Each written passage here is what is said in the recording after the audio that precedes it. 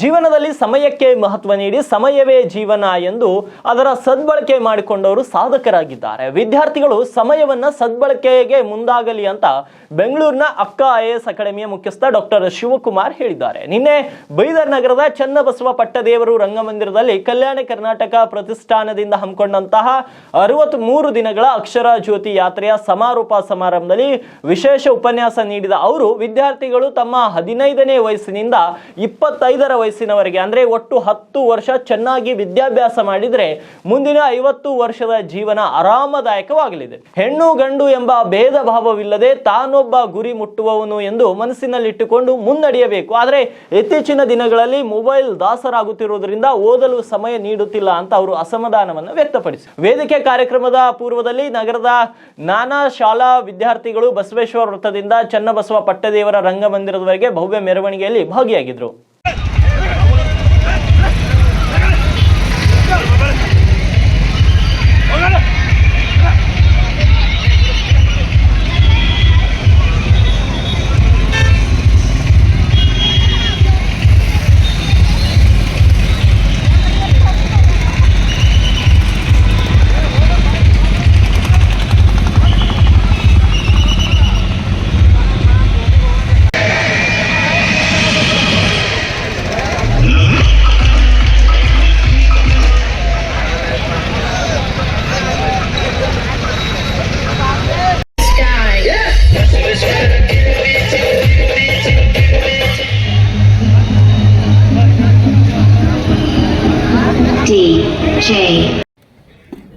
ನೀವು ಯಾವುದೇ ದೊಡ್ಡ ವ್ಯಕ್ತಿಗಳನ್ನ ನೀವು ತೆಗೆದುಕೊಂಡ್ರೆ ಅದು ಗೌತಮ ಬುದ್ಧರಾಗಿರ್ಬೋದು, ಸ್ವಾಮಿ ವಿವೇಕಾನಂದರಾಗಿರ್ಬೋದು, ಬಸವಣ್ಣ, ಅಲ್ಲಮಪ್ರಭು, ಆ ಥರದ ಯಾವುದೇ ದೊಡ್ಡ ವ್ಯಕ್ತಿಗಳನ್ನ ತೆಗೆದುಕೊಳ್ಳುವಾಗ ಅವರು ಜೀವನ ಅಂದ್ರೆ ಏನು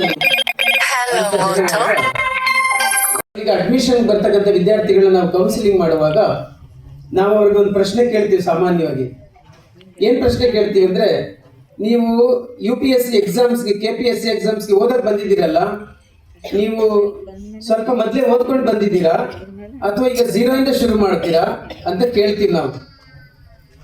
ಆಗ 90% ಸ್ಟೂಡೆಂಟ್ಸ್ ಎಲ್ಲ ಏನ್ ಹೇಳ್ತಾರೆ ಅಂದ್ರೆ, ನಾವು 0 ಇಂದ ಶುರು ಮಾಡ್ತೀವಿ ಸರ್ ಅಂತ ಹೇಳ್ತಾರೆ.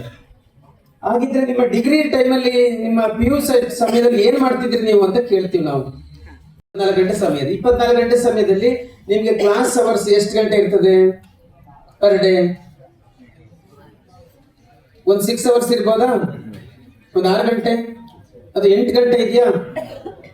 ಮಾತಾಡಿ. 8 ಅವರ್ಸ್ ಇರ್ತದೆ ಅಂತ ಅನ್ಕೊಳ್ಳಿ.